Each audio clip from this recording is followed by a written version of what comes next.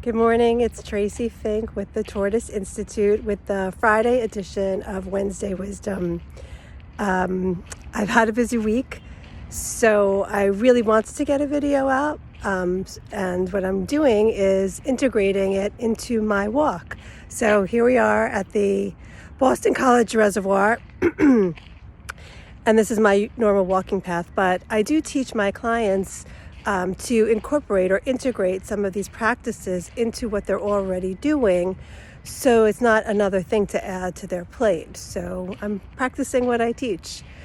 So at the Tortoise Institute, we teach emotional intelligence, primarily in the workplace, but not always. And how that shows up is in self-awareness, self-management, managing the emotions that come up. Although we think we check our emotions at the door when we get to work or when we get to Zoom, we don't. And we do show up as full human beings, and sometimes that isn't always the best thing for us or for the people we manage or interact with. So emotional intelligence, again, self-awareness, self-management, empathy, compassion, motivation, and deepening relationships, making meaningful connections. That all of that can be learned. And that's why this is so exciting, because these things are very important at work. I talk about, when you think about the most impactful leader that you had or a manager that you've worked with, think about some of the qualities that resonated with you. Many of them fall in the realm of emotional intelligence. Trust, direct communication, feeling cared for, ability to listen, building good teams. Yeah, so this is important. This is important at work.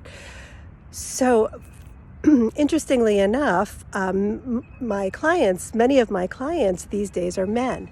I know some of you think of me in that women's leadership space, which is, yes, that was I do play in that, and I do teach women entrepreneurs and managers how to treat themselves like their best clients. I also teach men too, and what I'm finding is that more men are reaching out because some of the things that they had learned, some of the role models that they had coming up, it's just not serving them anymore in this work environment.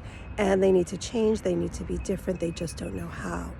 It shows up in a lack of patience, it shows up as short-tempered, it shows up as not being direct, wanting people to read their minds, having unrealistic expectations, not being able to deal with their own failures or setbacks.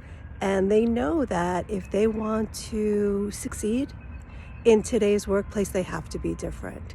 So I couldn't be happier. I love working with men. They're open. They are willing to change. They, when given permission and shown that it's okay, they can be vulnerable. They can build trust. So I know it's weird. I had to stop walking because I couldn't walk and talk at the same time.